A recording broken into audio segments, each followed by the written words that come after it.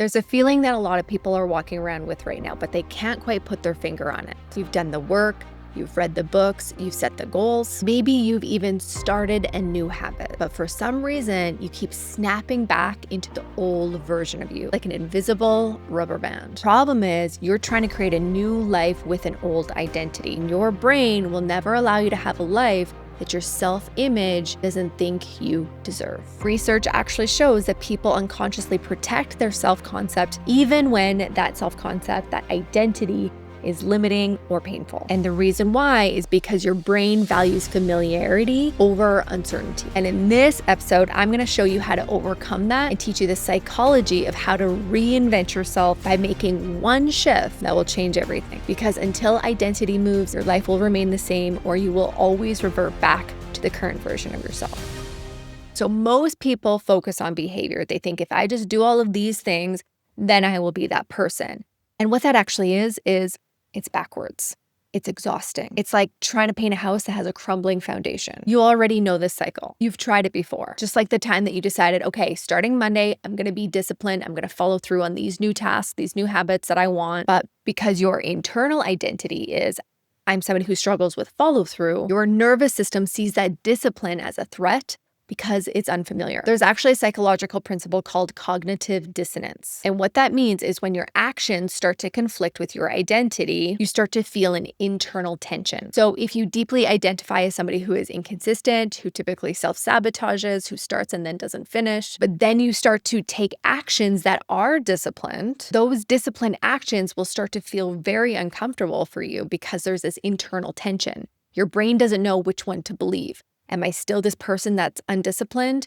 Why am I taking these actions of discipline? Which one is me? Is basically what your brain is saying. Okay, now this is where the psychology gets real when it comes to reinventing yourself. You have something built in your brain called the reticular activating system. Think of it like a heat-seeking missile for your beliefs. If your identity says, I'm not the kind of person who succeeds, your RAS will filter out all of the opportunities, all of the evidence of you succeeding. Instead, it will find the problems, it will find the what ifs, it will remind you of all of the ways currently in today, present day, of the times that you haven't succeeded. It's going to mirror back to you the original belief of you aren't somebody who is successful or somebody who can succeed. What I find super fascinating is your brain is taking in millions of pieces of information in every second, but your reticular activating system filters almost all of it. And what it prioritizes is it prioritizes your fears, your beliefs,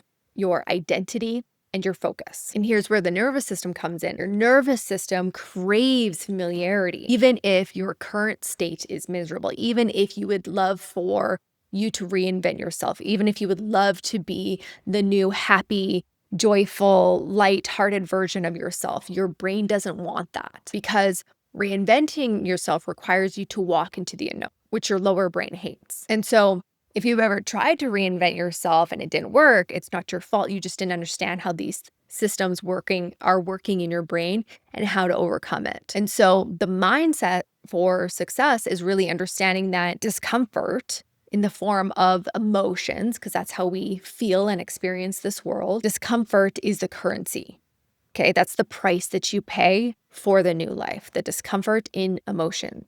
It's the ability of feeling your emotions. How do you tolerate the cognitive dissonance? Do you give into the old identity or can you step into the new identity by managing your mind? And this is why so many people quit before their breakthrough, because the unfamiliar version of themselves that they're stepping into feels so emotionally unsafe ever before the new version of themselves that they're stepping into feels empowering. We get a sense of relief when we revert back into our old patterns, into our old habits, into our old identity. Hey, quick interruption to the episode. I created something for you. It's a guide called The Identity Gap and a short mini training called The Disciplined Mind. I take you through a guided exercise in this training that will help you close the gap from where you are and how you're showing up today to how you would like to show up in the future. This is going to help you understand your patterns better, but more importantly, it's going to help you start changing them in real time. You can grab it in the description or the show notes. All right.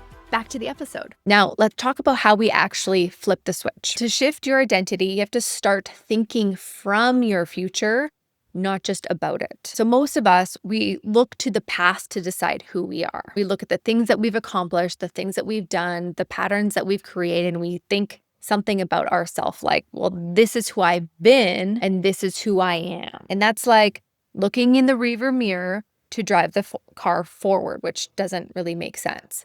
Reinventing yourself requires you to start operating from the version of yourself who you are in the future and start showing up like her or him today. So you have to decide right now, I am the person who follows through. And then, and only then, do the actions follow that new decision. But the belief is starting to form from you thinking that way. So the identity piece comes first. You cannot forget that identity comes before the how, before the do. I am this person who follows through. I am this person who is healthy. I am this person who is happy. However it is that you want to identify yourself, you have to start operating from the I am that person now. Transformation works in reverse. The identity shift first, the behavior follows, and then the results appear. Okay, so how do we make this stick? How do we not revert back? You start with that one new decision that mirrors the new you. And that doesn't mean that if you want to be a healthy person, that doesn't mean you go run a marathon today. You start with one little decision. When I wake up in the morning, I'm going to drink my glass of water before I have my coffee. If that's what you think a healthy person, the healthy version of you would do. And every time you do, you're casting a new vote to the new identity. You're training your RAS to look for clues and evidence that this is who you are now. Research on neuroplasticity shows that repeated thoughts and repeated behaviors literally strengthen neural pathways in your brain. In other words, the more that you practice these new behaviors, this new version of yourself, the more biologically natural it's going to become, the more you will feel and operate from that identity without having to practice these habits. Okay, my friend, lastly, I want to tell you that you have to let go of the old version of yourself that helped you survive in that old identity and completely release it. It served you for a period of your life and it no longer is serving you. That's why you've been walking around feeling a little off lately, a little stuck lately. And that's because your future self is calling you to a new identity. She's saying, come on. He's saying, let's go. It's time to reinvent yourself. If you're interested in learning more about reinvention, identity change, you should definitely check out these two videos, or you should go get your hands on my mini training, The Disciplined Mind and the Identity Gap, and we'll go a little deeper there. And lastly, please leave me a comment. Let me know, what are you retiring from your old identity, or what new identity are you stepping into? I would love to hear from you. Don't forget to hit subscribe, and I will see you on next week's episode. Have a blessed day. Bye-bye.